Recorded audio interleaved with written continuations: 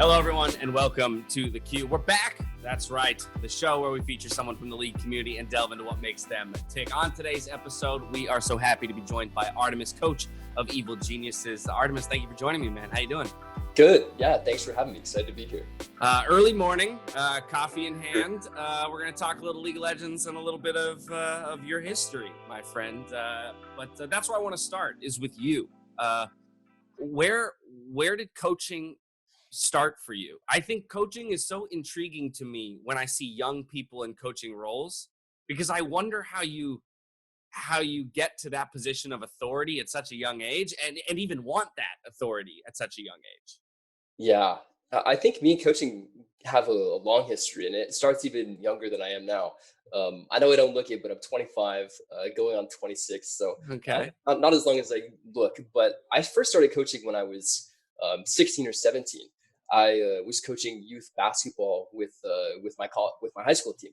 It was part of what we did on the weekends during our season, where we would go on Saturday and Sunday, and we would help out with the youth program in my town and actually get the chance to coach these younger kids. And that was my first, I guess, like taste of like how it feels to be a coach.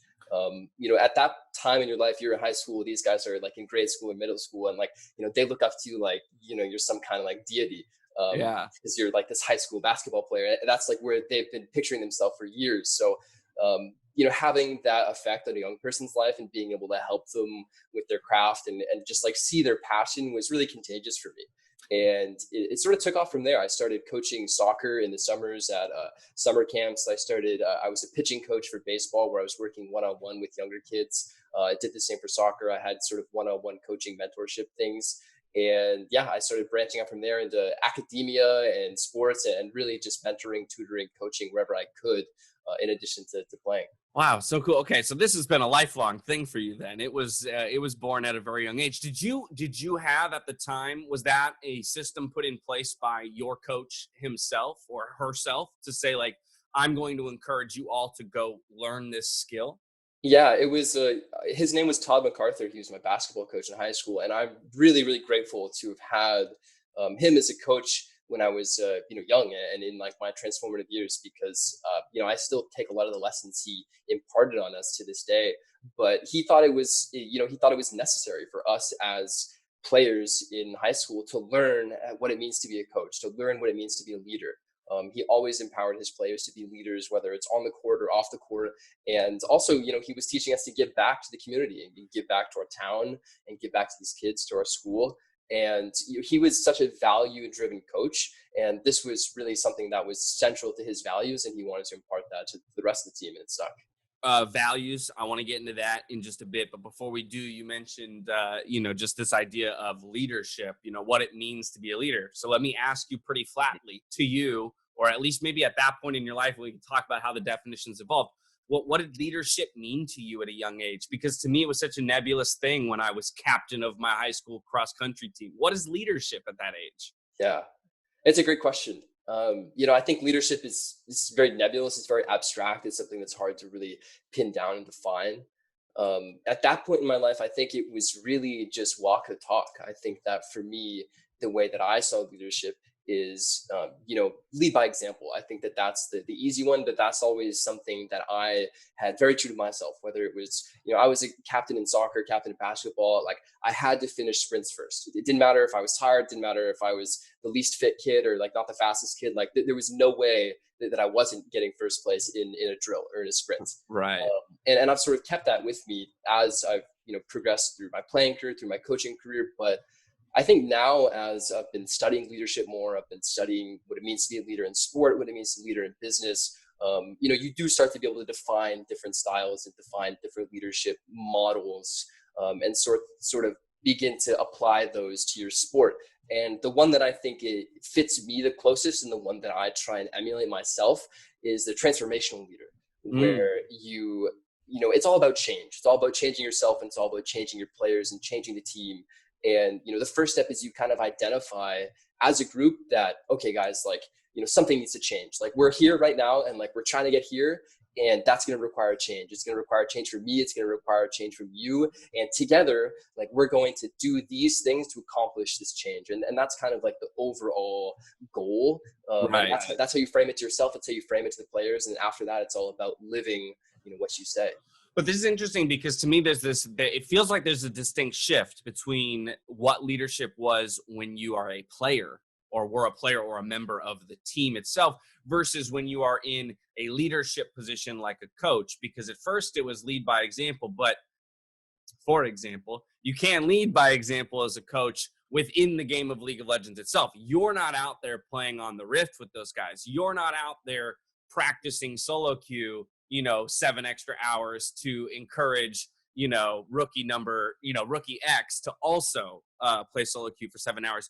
So how does your leadership role change when you are no longer this aspirational, maybe veteran on the team and are actually a coach?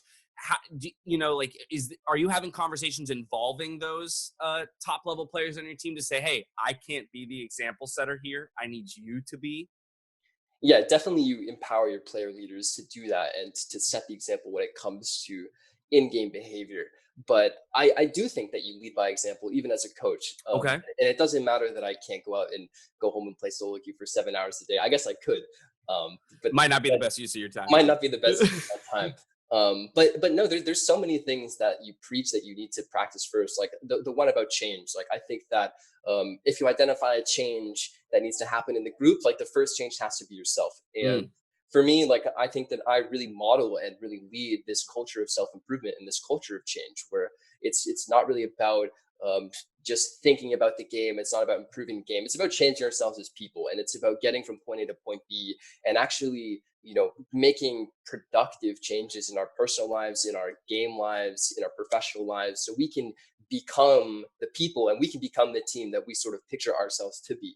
So, that means, like, practicing what you preach. And for me, it's doing all the things off the field that I want the players to do, whether it's, waking up early with a set schedule, whether it's working out every day, whether it's setting goals, whether it's, working on your empathy with your teammates or practicing your communication skills. Like, there's so many numerous ways that you can lead by example as a coach. And it's true that League of Legends is a bit unique, where when it comes to your effect in the game, it's very minimal, because as a soccer coach, as a basketball coach, I can be red in the face screaming from the sideline, right, in the game, and you can be actively coaching, right? You can kind of have some control in the moment, but in League of Legends, it's different.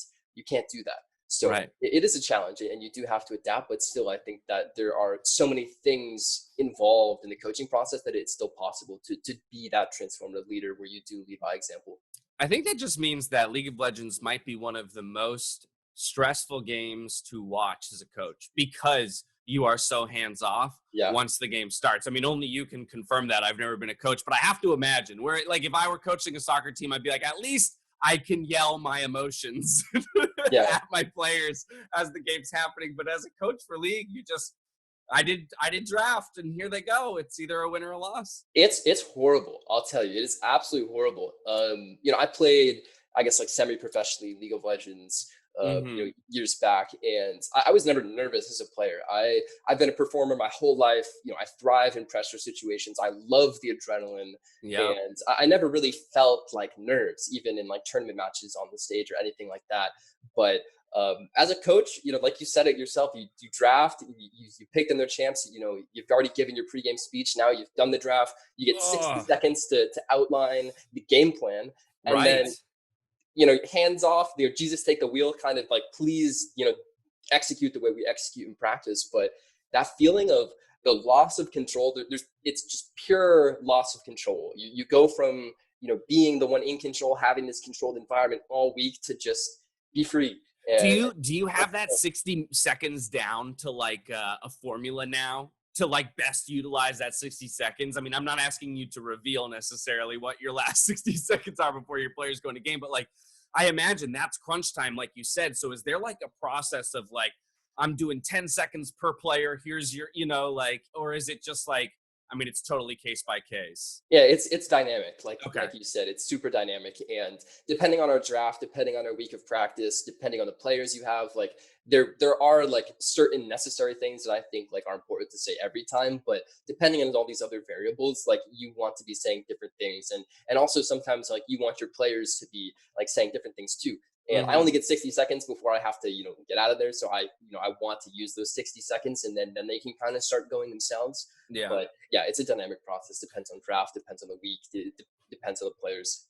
Let's take a quick step back.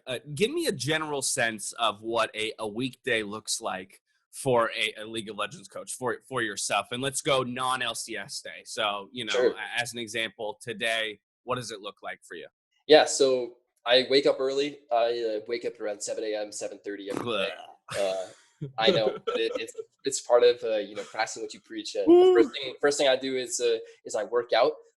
Sometimes if I'm really on my game, if I'm really on point, I'll do a quick meditation in the morning. I haven't been doing Gotcha. that recently, so I won't say that I do. Uh, That's fair, but is there a specific technique or meditation philosophy that you follow that you would point people towards? Yeah, I'm well practiced in mindfulness meditation. I did an intensive month-long program where I was spending 4 hours a day, either Wow. learning or practicing mindfulness. This was back in college, Wow. and with that, I learned how to meditate. I learned how to become more self-aware, and those are skills that I practice to just keep sharp.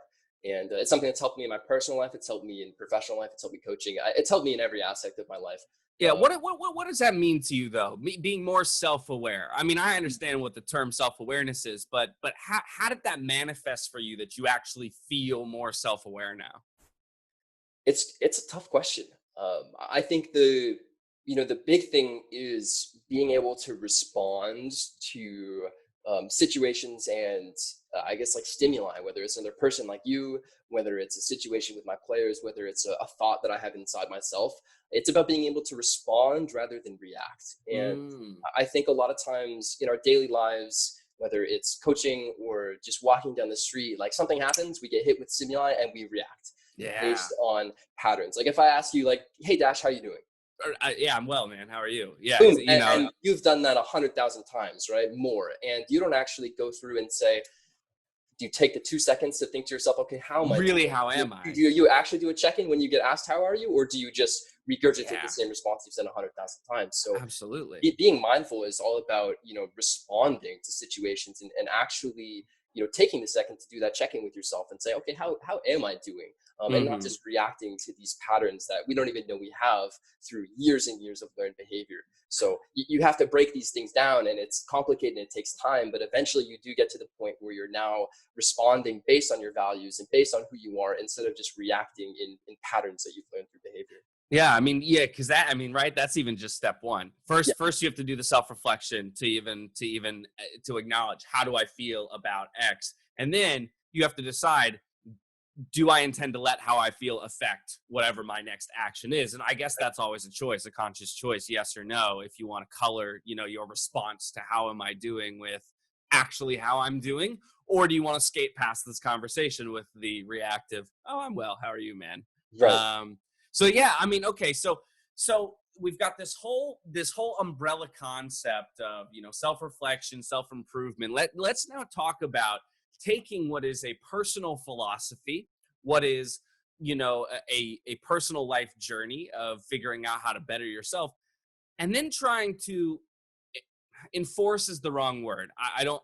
I'm struggling to find the right word. But how do that process of enlightening other people Mhm. to that same system when perhaps they might not be open? I imagine not every player is as open to the same exercises as everyone else. Like, how do you begin to kind of show that vulnerability to your players that like this is a worthwhile journey? Yeah. I mean, you hit the nail on the head. It's about being vulnerable with your players. I think that's a big part of it. They have to understand that you care about them as people and not just as like numbers and KDA and their DPM, but they have to know that you care. And that comes from a lot of soft skills. It comes from how you say what you say, and whether it's your tone of voice and the words you use in when you're having small conversations, and just taking the 5 minutes to kind of check in with the player and see how they're doing. And it comes from what you share about yourself. And it takes time, and it takes a really strong and sticky culture that you have to build over time. It's not something that happens overnight, and it's not even something that you can really make happen in 1 year. But when you get to the point where you have that culture in place, where now it's sort of the norm, where players understand that this is the system we have in place and this is how people, act when they're here, you can start to make real progress. And I've been able to do it a few times in my career. I've failed to do it a few times in my career, and every group you get and every batch you get is different. And it's all about learning from the trial and error of having a new team, coming together as a team, and seeing what happens, and then moving forward in the next season. And it's a dynamic process. I think you learn from every success, you learn from every failure, and every season is more data, how you can unlock players to really look inside themselves and decide to change and decide to get better. Because you're right, so many League of Legends players in this day and age are super tunneled on the gameplay and nothing outside of it. And they're really lagging behind traditional sports in that aspect, where you have, some of the highest paid athletes in the world are golfers and baseball players. And in 2020, even 2019, 2018, there was a dramatic shift for mental coaching for these two sports. We're now a sports psychologist, mindfulness, meditation, all different types of mental coaching is in such high demand for these, baseball players getting paid hundreds of millions of dollars over 10 years. They're less concerned with, on the field stuff. And now they're more concerned with, what kind of improvements can I make in a part of my game that I haven't even been close to developing. So we're seeing a really dramatic shift right here in traditional sports. And it's super exciting for me to watch from the sideline and read about, because these are things that I've been researching on my own time for years. And now it's really, really cool to see, I guess, the fruits of that labor come through with so many athletes that I've looked up to my whole life. Absolutely. But so do you think, though, that, because to me it feels like esports has even an added layer of difficulty, which is that while I love that all of the, self-reflection, personal growth, mental health, sports psychology, I love that all of that is in the space nowadays. But I do have to recognize the number of hours that is required to be a top level League of Legends player to begin with, let alone the fact that the game itself is constantly in flux and changing. And so therefore, again, demands in a lot of ways more time than I would imagine a traditional sport does in terms of preparation and overall understanding of the game. Is there too much expectation of what it takes to become a pro player in League of Legends, given all of this? Do you think it's tougher? I guess flatly, do you think it's tougher to become a League of Legends pro or an esports pro than a traditional sports pro because of this ever-changing market? Do you think the demands are greater? Is it tougher to become one? I'm not sure. Okay, that's fair, right? Yeah, and I think difficulty to become an action is a different discussion. Yeah, but how hard is it? And what are these demands? They're astronomical. And maybe there are, just from maybe a time perspective, maybe they're more than traditional sports, because in traditional sports you're gated by your body. If I'm a basketball player, there's only a certain point that I can train and I can practice before I really hit a wall of diminishing returns. And not only that, but it actually starts to become unsafe and counterproductive, where my body is going to start to break down. Right. So there's a culture of rest in traditional sports. There's a culture of recovery, and these are well documented, well researched practices that are hammered into these players and coaches from a young age, because they understand that this is the way we prevent injury, this is the way we extend our careers, and there's none of that in esports. Right. At most, you get some around the wrists, and that's as far as it goes. Yeah, you are gated by your body in esports, but not to the same degree at all. Especially when you're training and when you're starting to become a pro player, before you really start to see the effects of the chronic injuries. We don't really see acute injuries in esports. We see chronic injuries from poor posture. It's very, very different. And you're gated by your mind during this time. You're not gated by your body. And it's really, how much abuse can you take? How hard can I train? And how many hours can I put in to not only, improve, but improve quicker than people who are already better than me at the top. And do you think, though, then, that in esports, we're going to move in a direction, or maybe we should be moving in a direction where less time, whatever amount of time that is, less time should be focused on the actual mechanics of the game, and more time should be spent on those intangibles, things like mental prep and macro strategy and just general team synergy and communication, even like literally putting 5 players in the communication course so that they can better understand how to converse with each other. Is there more value to be gained from time spent doing that, 1 hour less on the Rift and 1 hour more doing something else? Have we found the right formula in League of Legends yet, or are we still figuring out that weighting? I think we're still figuring it out for sure.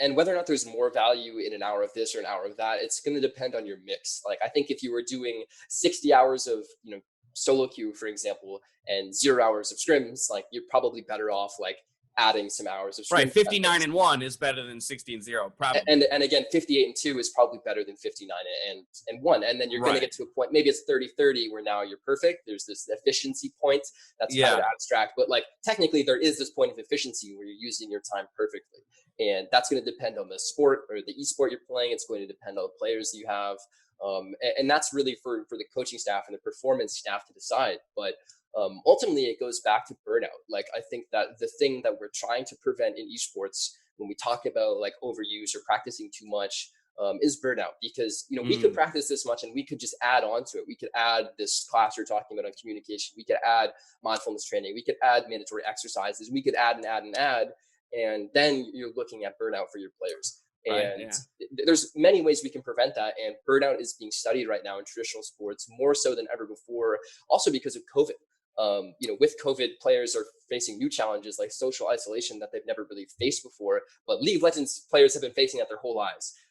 So it's really, really cool for me to go ahead and read some research that we're doing in the NBA right now on the effects of social isolation and burnout in NBA players and what predictive factors are involved in modeling this. And, turns out, self-awareness and empathy and soft skills are how you combat burnout, whether it's in coaches or in players. And we see this in NCAA athletes, we see this in NBA athletes, we see this in Olympians too, that emotional intelligence has negatively correlated with burnout. And these are powerful takeaways. And I think that we're only really scratching the surface in this research. But again, I'm just excited to kind of be at the forefront in all these in these areas that I'm really passionate about. For real, I'm so glad you brought this up. Anecdotally, talk to me about your experience so far this 2020 with quarantine, how it's affected the league, your team specifically, your experience as a coach. Like, how are you guys handling it? It was hard. It was really hard. I think at the start we hit quarantine in Los Angeles at the end of spring split, right? And we got through playoffs, and we lost our office. I lost the ability to see my players face to face. I lost the ability to really communicate with them, because so much of communication is nonverbal. And when you're losing that face-to-face interaction, like you're losing a lot of the soft skills that make you an effective communicator and make you an effective coach. So for me, it was really devastating to lose that in-person part of my job, not only for the effectiveness that I could bring to the team, but also just personally. I missed my guys. I miss seeing them, I miss interacting with them. And after we lost in the spring playoffs and we got to the off season, and I'm socially isolating myself, perfectly quarantined in my apartment, not taking any risks because I don't want to bring the virus home to my parents, who I still haven't seen but hope to visit eventually. It was hard. I was definitely lonely. Yeah, it's not a feeling I was familiar with. I'm not sure I'd been lonely in my life before. I don't need a whole lot of social, I guess, interaction. Like I'm a pretty social guy. Like I like to talk, but I'm happy just kind of staying in a lot of the time. But when it's months on end of social isolation, it really starts to get to you. And, well, do you think that your discipline, because what I'm reading from you, man, is that, as you said, you grew up under coaching structures in traditional sports environments. So I imagine you've always followed systems and, in your life. Do you feel like you were predisposed to surviving quarantine era well because of things like waking up early, working out, the fact that you've done all of this work in your life to have systems that you can rely on? Yeah, it definitely helped for sure. Like I think that the self-awareness of really recognizing like when it was getting bad or when it was getting worse and what I needed to do to change it was huge for me. It's not like I sort of went down a spiral during quarantine and I just started getting worse and worse. I was able to recognize how I felt, and then I was able to try different things and try different approaches to feel better and figure out what worked for me and kind of get back to a place where I was, feeling happy and feeling healthy and feeling productive, which is, how I normally feel without quarantine. Um, Now, yeah. was there a little bit more? Well, now we're back in. I'm seeing my players every day. We're here in summer split, Right. and we're able to go back to our office. We're still isolating, but that's like my family unit, right? My players, and it's really really nice to be able to have them back. And I think that we're kind of sharing the responsibility of the quarantine. I think everybody's doing much better in summer than they were in spring. I was going to say, it is also one of those cases where we talk about all of the difficulties, the trials, the tribulations of getting through this time, and the optimist in me wants to believe that on the other side of this, we're all going to be so much better for it, right? Because of the things that we had to overcome as a group. Do you get that Yeah. sense being on a team where you guys have a shared common goal and you already are starting to kind of come back together, that maybe in some ways this has brought you all closer together and is focusing you more in on your singular goal than maybe you would have been if things had gone on as normal throughout 2020? I would like to say yes, but unfortunately, I don't think so. Oh, Uh, okay. though I think that they're like trauma bonding, or bonding through adversity is real, and Yes. I've done it before on my teams. I've done it before, personally.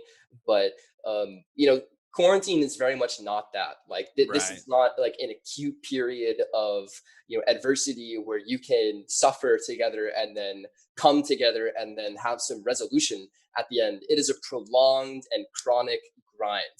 And it's not the same thing. Like you don't get the 2 weeks of struggle. You don't get the catastrophe on one day that you have to recover from.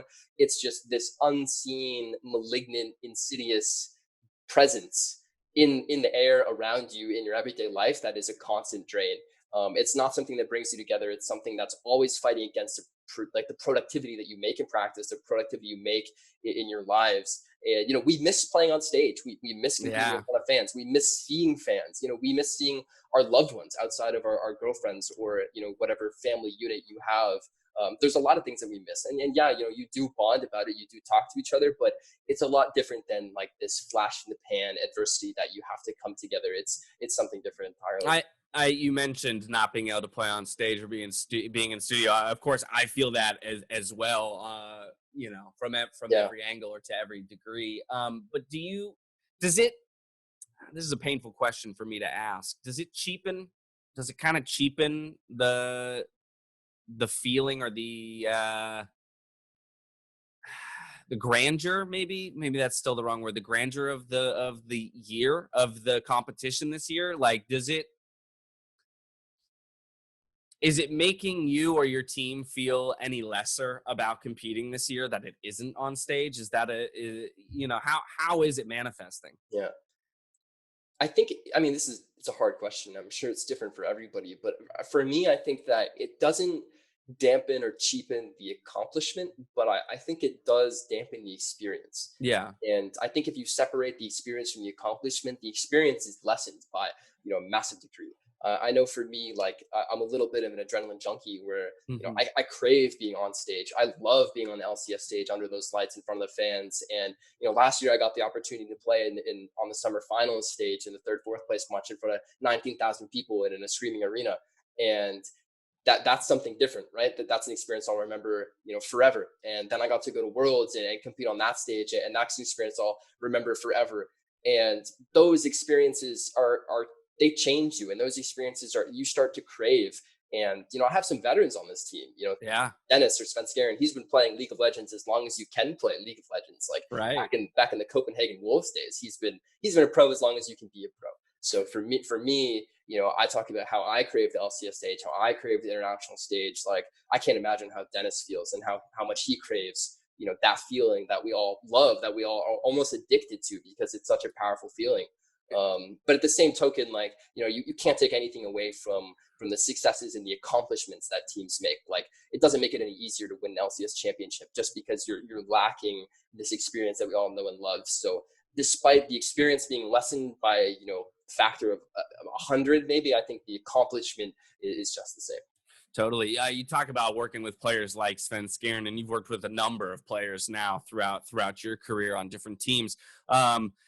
Any individual player that you want to call out as having like had a profound effect on you as a coach, maybe enlightened you to something or turned you on to a coaching technique or something about the game of League of Legends? Like who's been an impactful player to coach relationship that you've had now that you're on the coaching side of it? I think the one that first comes to mind is Cody Sun on Clutch Gaming. I had the really cool opportunity to. This was my first time. So put your mind back to when I was the Clutch Academy coach. Right. I had Cody Sun in Clutch Academy. So he was a player who was fresh from Worlds. He was competing at Worlds with 100 Thieves, and then there was this rumor of a bad attitude, maybe a bad apple, a bad kid who doesn't get along with his teammates. And there was Right. all this kind of buzz in the scene about that.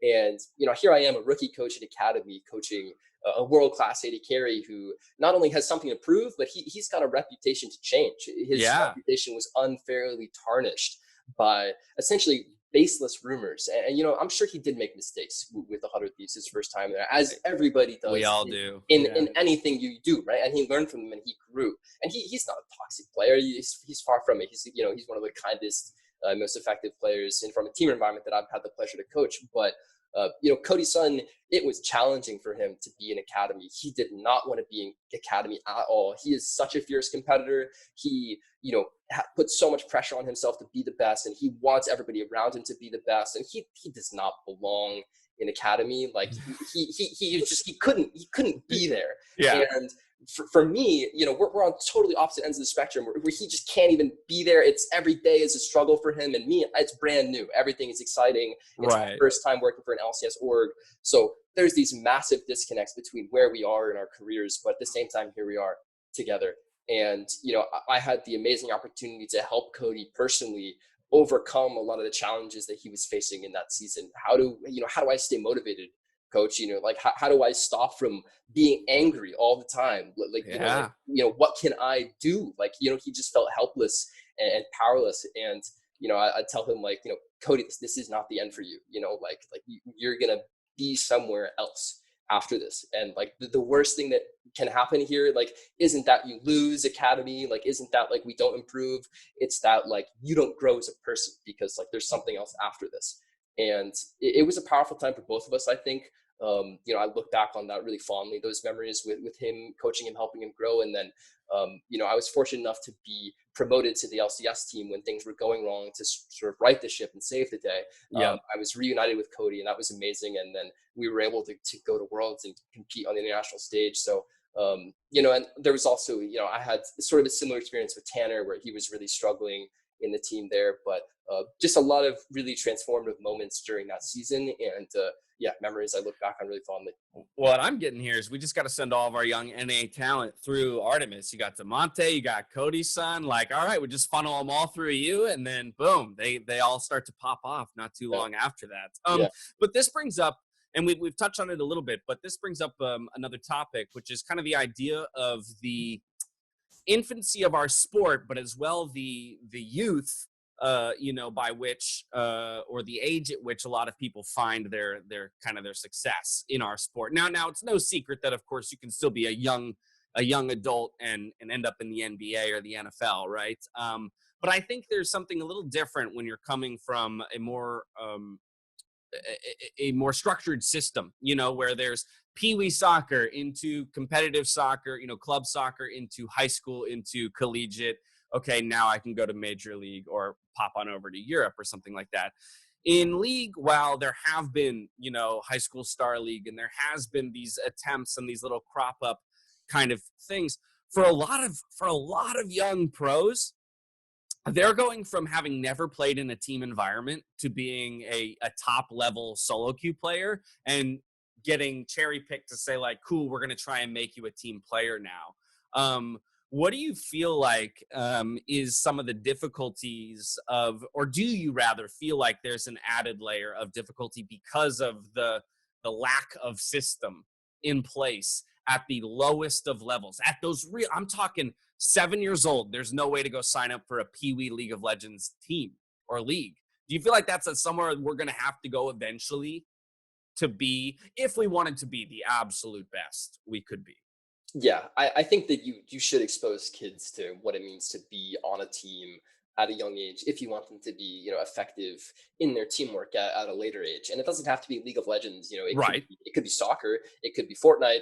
Actually, that's kind of individual. I don't know. I'm not a Fortnite expert. Maybe Yeah, neither of us. But, it has to be something, where you're learning a lot of the soft skills that required to be a good teammate. And Mhm. I think that it doesn't necessarily have to come when you're 7. I think it can come as you're starting to become a teenager, as you're starting to become a young man or a young woman, where you're starting to figure out, like, what do I really value and what do I want to do for the rest of my life? And if you come to the conclusion that I want to be, a sportsman or a sportswoman, I want to compete for a living, like, you've probably already had a lot of these ideas in your head to begin with. And hopefully you were given the opportunities to express yourself in that way. So I think you're right. It is all about providing kids the opportunity to follow their passion and to really kind of connect to something that maybe intrinsically that they value, which is competition.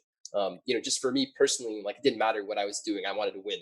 And the first question I'd ask, can I win? Like, how do you win? Like, Yeah. is there something at stake here? It didn't matter what it was. We're very similar people then. Yeah, it didn't matter. If I couldn't win, I would probably try and figure out a way to make it a competition anyway. Mhm. And that's something that's always been so core to who I was, and which makes competing and which makes coaching natural for me. And Why is that? Where did that competitive? I mean, I know that you've been in sports your whole life, but is this a familial thing? Parents really competitive and push you towards that? You have siblings. Where did the competition come from? yeah, I think, well, my parents were excellent. They did definitely push me to be the best I could be, and to just be better and to do anything. They always told me, you can be anything you want. And they really pushed me And to so you said prove League of it. Legends coach, to which they were like, "What the hell is that?" Yeah, at this point, I was an economics major at a pretty good school, saying, "Hey, mom and dad, I think I want to drop out." And they gave me some stares, but that's a Yeah. story for another day, maybe. But I do have a really smart, talented, beautiful older sister. She's a year and a half older than I was, who I competed against my whole life, whether or not she knew it or not. But Yeah. she was perfect in school, straight A's on everything. Holy moly, She, she, we are she more similar than we would have originally yeah, thought. Continue though. she was a perfect runner. She was, placing high in states. Really really gifted athlete. You know, she was a gifted actress. She was a gifted singer. What the heck? She did everything. And so for me growing up, I did everything too. And I was Yep. always trying to be the best because I had somebody, right there in my home who was already the best at everything. At Wow. least that's how it felt to me, right? So I think that I'm really grateful for her. I'm really grateful for my family and the environment that I grew up in, and grateful for the opportunities that I was presented, because not everybody gets those same opportunities to really express themselves and compete and just challenge themselves the way I got to challenge myself from a very young age. So yeah, Wow. This it is definitely, there was a familial aspect to where I am for sure. I'm just reeling because so I have an older sister. Cool. She's 2 years older. So yeah, roughly the same age difference. Similar thing. She's a singer and a dancer, Uh, straight A student, and so it's like the expectations were always, or rather, here's actually an interesting thing is I'll make this point. The expectation was never set for me by my parents that no. I would live up to her. It was set by myself. And it was kind of this unspoken thing. I never, led on to it, but I basically was like, well, my sister does these things and she came before me. So I also have to achieve this level. So I have to be that good in school. I started acting, Yep. which I ended up loving. Thank God I found that. Same. But it's But just what you do, right? It's just what you do. It's not necessarily what's communicated that's expected of you. It's just what you decide or what you see as normalcy or what's expected of you. Uh, yeah. and yeah, But I think it magnifies kind of the one of the core ideas we're getting at here, which is that sometimes more effective than instructing somebody, right? And saying, this is what is expected of you. Sure, my parents could have said, like, you need to get straight A's. I probably would have also still tried to get straight A's. But instead of verbally setting the expectation, right, they created an environment for their children in which we arrived at that expectation kind of on our own. yes, And that's where I would agree. I would line with you. Like, I am so grateful that I had my parents as my parents, because I think they were phenomenal in their role as parents to create that kind of an environment where I felt I had the freedom to explore things, but that the general environment was one of productivity yes, and competition and betterment and creativity, big artistic family wanting to sing and act and all of that. And so I can definitely see how a lot of that ends up then cross-pollinating or applying to a coach's life. I mean, you are in some senses the parent of the team, right? And so, okay, this is our family. What is the familial environment that I want to create? Have you, let's maybe talk about some difficulties though. Like, where have you come up against things in your career? Has there been any significant tensions or failures of your own that you want to expose that you've had to overcome or grapple with? I think a lot of the time I think there's two things that you struggle with as a young coach in this scene. I think one, you struggle with the status quo, and you struggle with what's been done before and what's normal and what's expected, and pushing against that, and getting people to trust you and getting people to allow you to take control and make changes, make fundamental changes that you think are valuable, that you think are necessary. I think that's a big one. Yeah. I've been pretty lucky in my coaching career where in all of my LCS jobs, I've been empowered to take as much control as I want and really do everything I want, and to push the team in the direction I think they should be pushed, and to take control where I feel I should take control. And I haven't really had to deal with any barriers from titles, from superiors, from management. I've always been really empowered to be my best and to take control where I feel necessary, and I'm grateful for that. And I think the second area you struggle is with yourself, and being accepting failure, accepting criticism, accepting growth, and constantly needing to change and improve, but not letting that get you down, because it can be exhausting if you are always just trying to be better, if you're always trying to improve, and you're never comfortable with who you are, how good you are. Like, that's not a really good headspace to perform from. It's not a good headspace to educate from or to coach from either. So Right. You have to somehow balance the need to improve, like that fundamental desire to be better than the people around you, to be the best at something, with the idea that, hey, like, I'm actually doing okay. Yeah. I'm actually pretty good at what I do. Like, I'm actually like a good person. I'm a good coach, and I can do this. And I think that a lot of coaches, if they don't tell you, or if they won't tell you, I think that they do struggle with something similar. And I think that it's a valuable lesson to learn from a young age, as a young coach or a young player, that it can be both, right? Like, you can have a long way to go, and you can also be doing just fine at the same time. Right. Affirmation of self and Yes. an acknowledgement of progress does not mean that we are, stonewalling ourselves from the rest of the journey, right? It's Yeah. just hey, here's where I'm at and here's where I need to go. But question, because League of Legends, I think, again, when it comes to coaching and players, has such a unique dynamic, or esports in general has such a unique dynamic, because the game changes so frequently. But as you mentioned, you're no slouch of a League of Legends player yourself.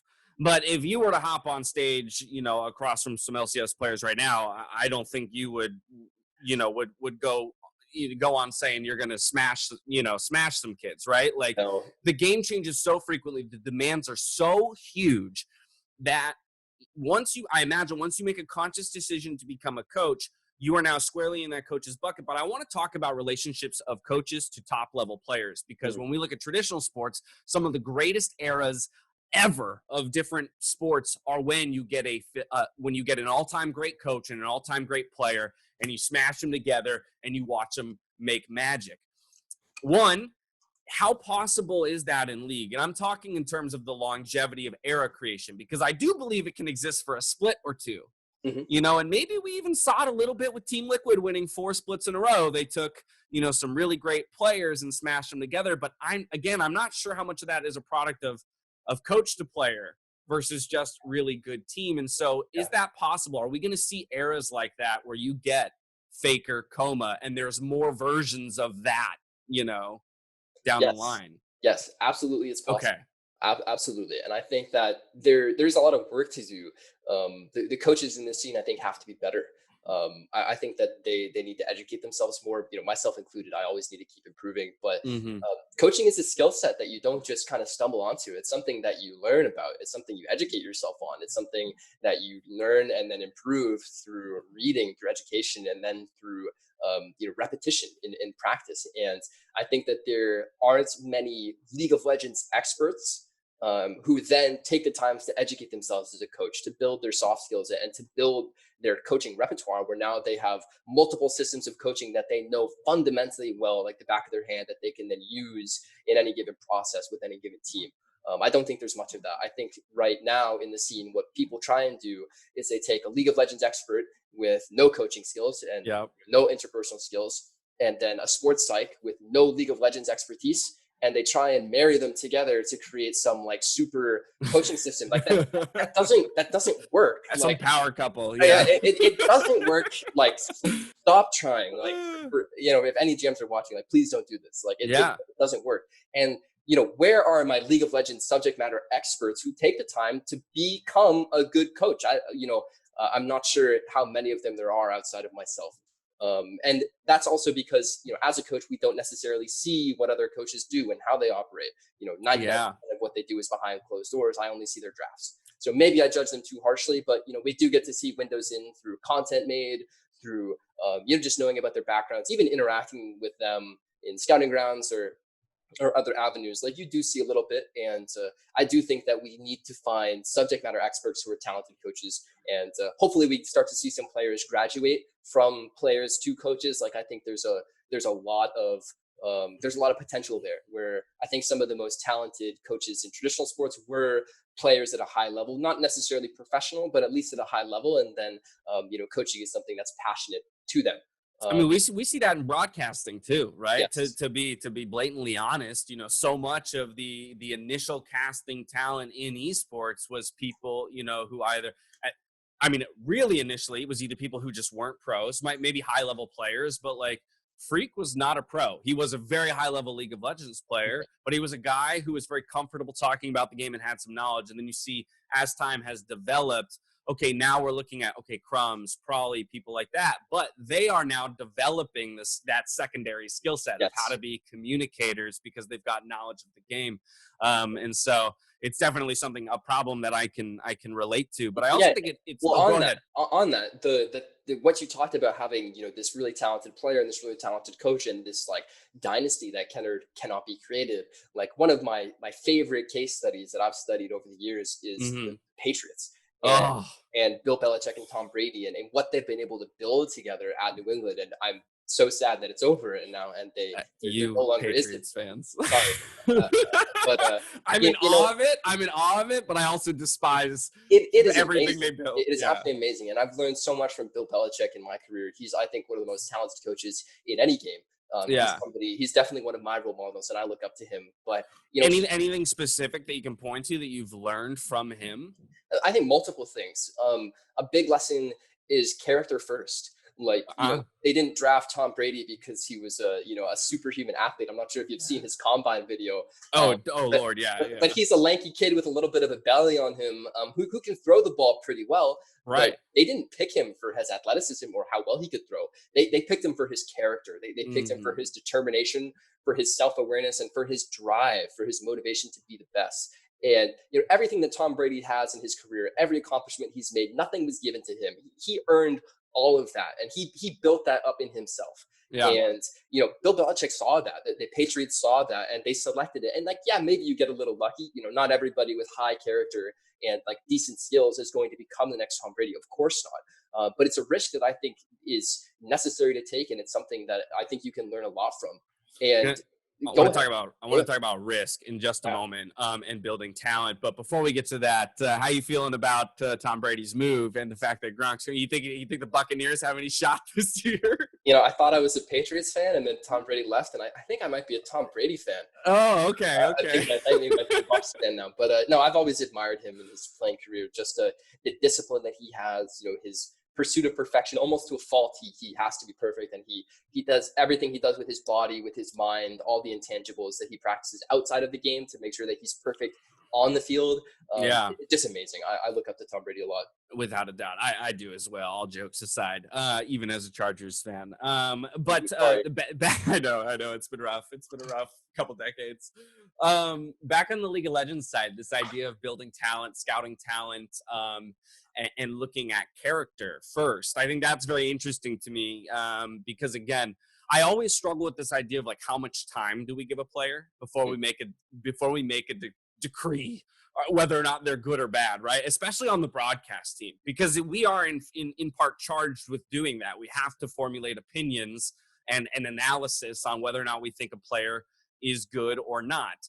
And so often the conversation around younger players is, do they deserve this time on stage in the LCS? Are they ready? And how do you as a coach determine when a player is ready, or when a player is ready, or rather when you're willing, you and the player are willing to take the risk that they are ready and put them on the stage? How is that path to development? What does it look like for you currently? It's difficult. It's difficult because I'm an LCS coach. I am like the division coach at Evil Geniuses, so like I am responsible for the LCS and academy. But when your weekly goal is to win on Saturday and Sunday, not much of your time and energy gets to be spent on your academy guys, and you have to really lead on this staff that you have who's dedicated to academy. So for me, like unfortunately, I don't really get to see their character. I'm not there as much as I'd like to be in practice. I don't really get to see how they operate with their teammates or how they interact with their coach. A lot of that information is coming secondhand. As far as how much time we should give a player and like how quickly we should judge them, like I'm not sure that there is any time limit on it, and I'm not sure that we should judge them at all as being reaching their potential or not reaching their potential or somehow capped. So much of that can be from coaching, or so much of that can be environment. And you can take a player who appears to be stagnating in one system and you can put him in another system, and you can see tremendous growth over a short period of time. And for us on the outside, it's similar. Like I said, when I'm trying to evaluate another coach, I really can't do it. I only see 1% of what they do. I don't really know how good they are at their job. And for us as onlookers, when we're looking at an academy player, when we're looking at a rookie player, like we see 1% of what they do. We see their stage games, but we don't see their scrims. That's way more gameplay. We don't see how they conduct themselves in practice with their teammates. We don't see how they build relationships, maintain relationships, interact with their coaching staff. We don't see how they set goals. We don't see how they track their own improvement. We don't see how they think about improvement intrinsically to themselves. We don't have any of that. Yeah. And for me, a lot of these things are much more important than their performance in 2 stage games on the weekend. So I would recommend exercising caution, if anything, and not judging these players, because I don't think it's productive for the environment in North America or the environment globally. Okay, so now aside from the difficulty of evaluating players, you talked a little bit about the difficulty of evaluating coaches. How do you self-evaluate for yourself as a coach? Because as difficult as it is for us, I imagine it's almost just as difficult for you, aside from looking at the results on the stage and saying, until I'm an undefeated coach in a split, I guess I have room to grow. But like for you, what are the areas that you target? What are the things you're looking at to constantly better? Yeah, I think that, of course, you have to be a little bit results oriented in this industry. Like you can't strictly be process oriented as much as I'd love to be. Right. At the end of the day, the results are what, bring home the bacon. And if I'm not getting results, I'm not going to have a job. Yeah. So, you do have to analyze your own results, and you do have to be a little bit results oriented, where if you make a decision and it doesn't work on the weekend, like it doesn't necessarily make it wrong, but like there is that data point that it didn't work. And I think that is valuable as much as maybe, like, I guess, philosophically you'd prefer to be purely process oriented, where you can go back and you can really make an anthology of all the decisions you make over a decision or over a season, and then go back and analyze the decisions just from a decision making standpoint. And not even look at the outcome and not even think about the results, and just think, okay, like what were these decisions I made? What information did I have at the time? How did I come to this conclusion? And then what decision did I make? And then how did I implement that decision? What communication channels were already open, and what communication channels did I create? And then how did I move this information from point A to point B? And then what are the reactions that I got? And you definitely do that. I think for me, I'm always writing down and journaling the decisions I make and what happens during a season. So at the end of the season, I get to go back and I get to read, pages and pages of decisions I've made and failures I had, even mini failures, like failures in a day of practice. Like, I said this, and like this guy, like he had the kind of a weird look on his face. Like, I don't think it really stuck with him. I don't think he really connected. Oh, like, wow. That's a failure. And like most people are just that's going to be in one year out the other. They're never going to remember that. But if you actually take the time, on a daily basis, on a weekly basis, to reflect on the choices you make and reflect on, how you're doing, and not judge yourself for it, just reflect on it and document it. Then you can go back at the end of the year and you can go through all the processes, all the decisions you make, and you can try and learn and you can try and grow. So that's a decision that I use, and it's what everybody should use. Well, I see it now. I see walking the walk and not just talking the talk, right? That idea of being critical and self-reflective and looking for that betterment. And if you can do it as a coach, then ideally your players, right, can follow in the footsteps and apply the same techniques to themselves as a player. You know, can I look at the decision I made in a game, not from a results-based perspective, but from what was the decision process like? Do you guys talk about that? I mean, is that a pretty common theme in League of Legends when you guys analyze games? Because it's so easy, and I know this from being on the analyst desk. We work with omniscient information. We've got fog of war turned off. So I'm sure it's infuriating on the team side to listen to us sometimes talk about something, and on the team side to be like, they're talking as if we had this knowledge, but we didn't. Like, if they turn off fog of war, you can see that, like, we didn't know where that person was for the last 1.5 minutes. And so really, we still stand behind our decision. Is that generally the lens by which, you know, the team is looking at a game in a reflective sense, win or loss? Absolutely. You know, when you're coaching or evaluating, sometimes you'll flick fog of war to see everything, but for the most part, you want to know what your players know. And you want to be thinking from their perspective, in their shoes, and only using the information that they have. And then that way you can, you know, figure out the decision-making process that they went through. Like, there's a lot of different parts to like what makes a League of Legends player, but information gathering is step one, where there's information on the screen, there's information in their ears, and those are the two things that give you information. It's what you see and what you hear from your players, right? And after that, it's information processing. So you can, this is another area where you can make mistakes, right? Where now you have all the information, but now you process it wrong and you miss something, and you kind of, A and B doesn't make C, it makes D. Right. Yeah, you improperly weight the importance of A and over and or something, whatever it is. But or you could simply just make the wrong selection, where you have all the right information, you process it correctly, and you know what to do in practice, you know what you should do in hindsight, but for some reason you just made an option selection error, and you simply just made the wrong choice, even though you know you shouldn't have.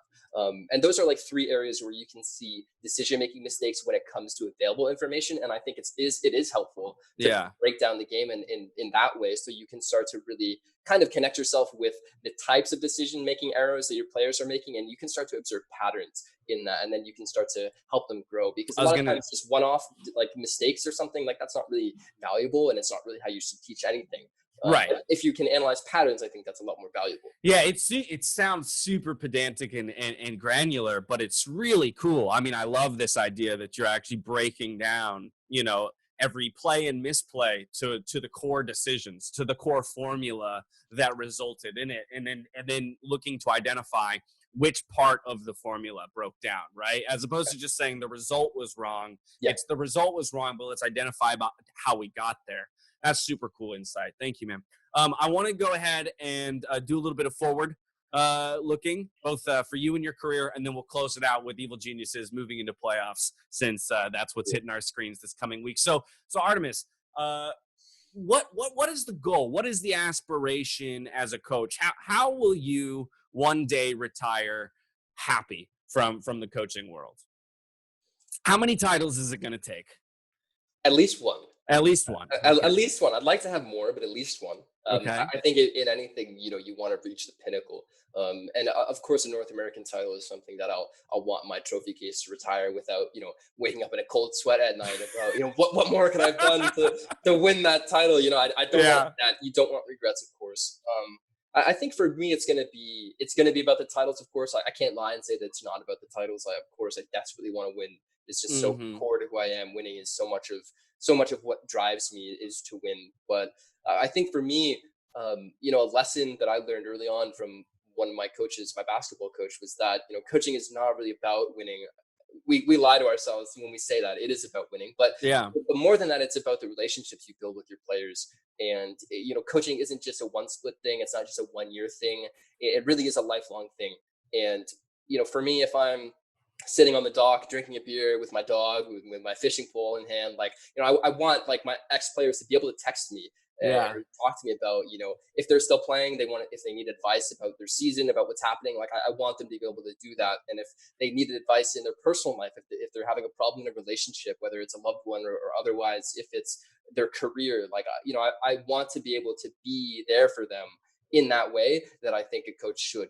And is that I'll be happy. Is that what life is going to look like for you? Fishing pole in hand, a beer, and a dog on the dock? Yes, definitely. I mean, after League of Legends is over, way down the line. Way down the line. Catch me on a cabin in Maine, fishing pole in hand, dog on the dock. Really okay. But that's super cool. How about this? How about this? This is something that's been, and actually, I had never, I'm kind of embarrassed to say this because I like to think of myself as like an intellectual who really likes to, grapple with ideas. But I hadn't really thought about it until my conversation with you, but you've enlightened me maybe to this.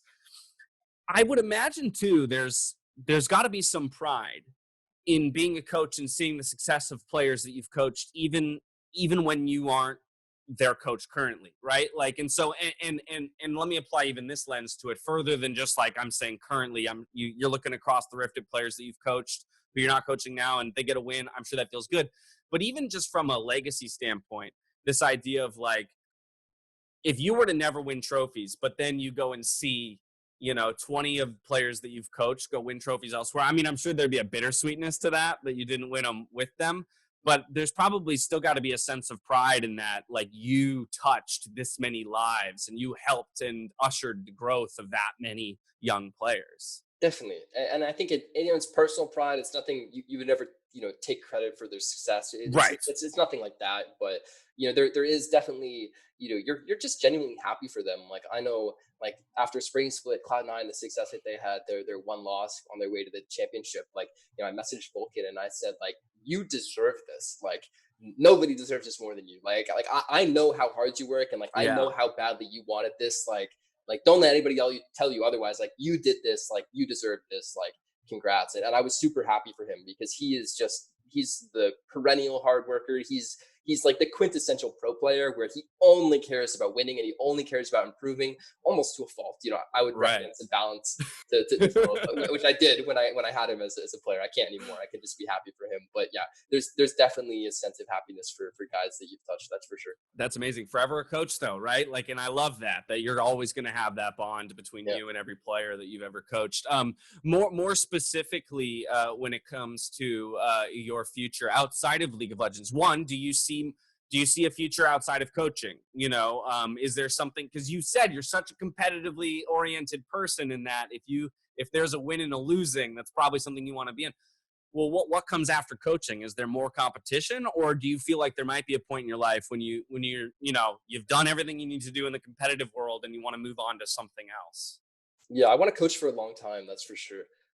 Coaching is my passion, and not even just practicing coaching like on a day to day, but learning about coaching. I love reading journals of about new coaching methods, and I love reading studies in science behind coaching and exposing myself to new ideas. I love it. It's fascinating to me. So I plan on coaching for a long time. But when I'm ready to tie up my cleats and hang them up and move on, like, I think that I think management in League of Legends or esports in general is kind of the natural transition because as you move your way up the management ladder from coach to GM, from GM to director, Mm-hmm. you can go up higher than that, but a lot of the skill set remains the same. And it is about the soft skills that you use when you're coaching.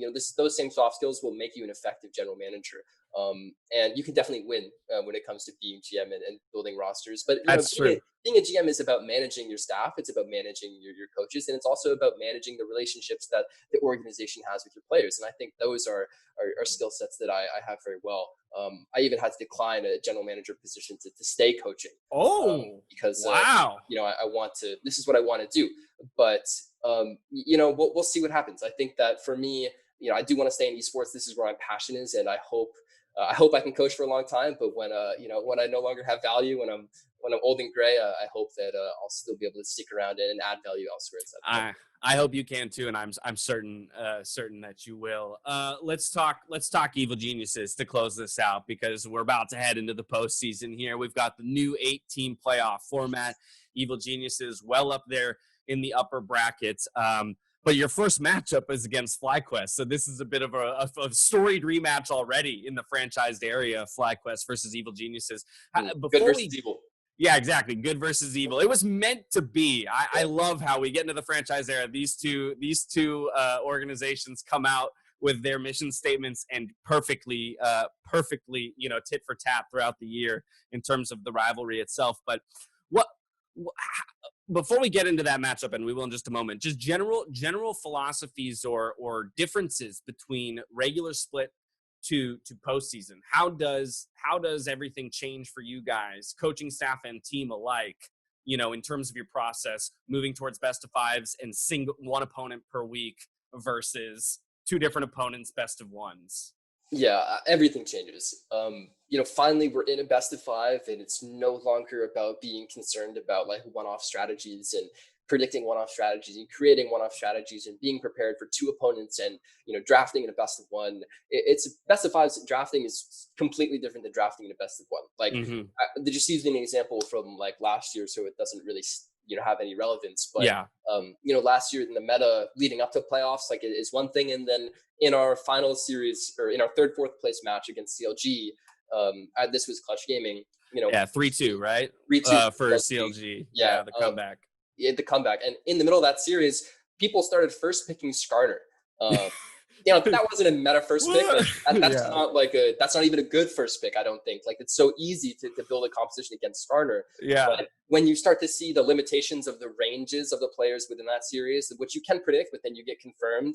It's like poker. Everybody has an available range, and I think you have to think about that when you're drafting. But when you think about the ranges, when you think about what's working in a series, when you think about what's working for both teams, it's a totally different game.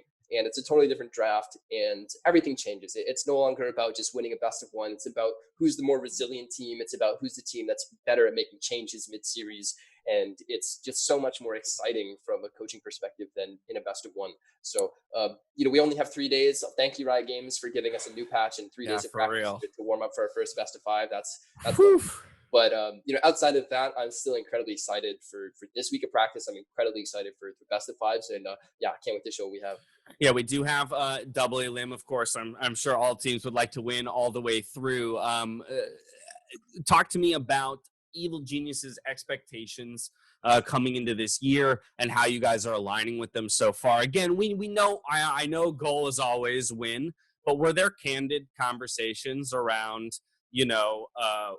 what would ultimately be, acceptable placements? Like, is top three acceptable? Is it win or nothing, kind of a thing? I mean, I think that you run into the classic problem, where success breeds the classic problem of the moving goalposts, right? Where I think we came into this year, Evil Geniuses weren't expecting us to finish in second in another regular season and finish third. This was a building year. If you look at our contracts, if you look at everything from what we've been doing this year behind the doors that maybe the public doesn't see, this is a building year for Evil Geniuses, and we have our sights set on 2021 and 2022. These are the years that you should be really scared of Evil Geniuses. Right. But after the success we showed in spring, all of a sudden it's like, you guys think you can do that again? Like, could you do that? Because we want you to do it again, right? So the goalposts definitely move with success. And we definitely surpassed expectations internally when it came to spring split. And I think everybody was very pleased with the work that we did. But once you have success, people, it's addictive. They want it again. It is. So, we're shooting high. We're looking to go deep in playoffs, and we are looking to go to Worlds. Those are the candid conversations that we're having behind closed doors. It's not an expectation per se, but it is a realistic goal for us. And we do think that if we prepare well, if we execute well, we can make it happen. So despite, I think, maybe surpassing internal expectations previously, we still have a lot of work to do to kind of meet the new expectations that we've set for ourselves, which I do think is a good thing, because it's important that you don't stay complacent, and why not move the goalposts forward. Awesome. Well, Artemis, this has been one of the most informative discussions I've had with a coach to date, and so I only want to ask you one final thing before we move on, because I think we've well established the importance of coaching here. The necessity of a coach, and especially in a burgeoning sport where again, we're a decade in and we're big for an esport, but we pale in comparison. We are in our infancy when it comes to the overall evolution, when compared to traditional sports. And so my final question to you is just in the hopes that there are some future coaches listening and watching, maybe some of your best advice specifically on the pathway to becoming a League of Legends coach, because it doesn't seem like there are too many great processes in place yet. There aren't many opportunities to coach until you are an academy, until you're just a coach. And so maybe help to fill in some of those gaps. I think you have to want it. That's the first one. I think you really got to be honest with yourself. Is this really what you want to do? it's not enough to just kind of fail at being a pro player and then say, well, I guess I can coach.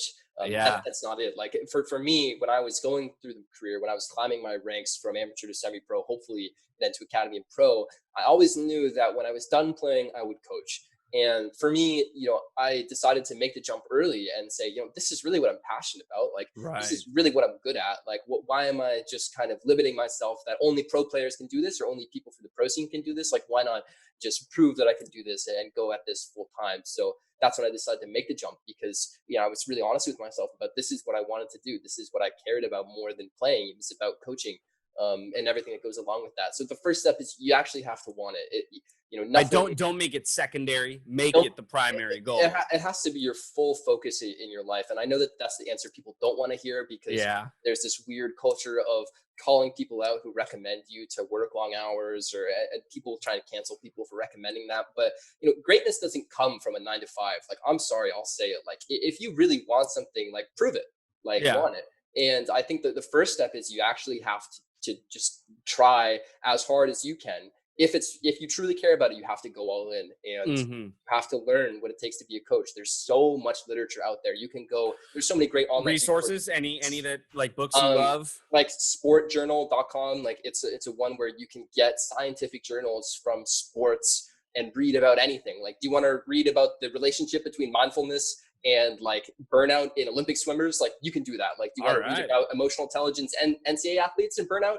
You can do that. Like, do you want to read about the effects on COVID and isolation in NBA athletes? Like, you can do that. Like, read. Like, there's so much available information. You have to read these journals. Second one is listen. Like, you should find mentors that you can learn from, whether it's other coaches in the industry, whether it's just people in business. I think like business has leaders for hundreds of years. Like, we have great leaders in business. They don't call themselves coaches, but they have a lot of the same skills. So learn from these other industries as well. You can learn from business leaders as well as sporting leaders too.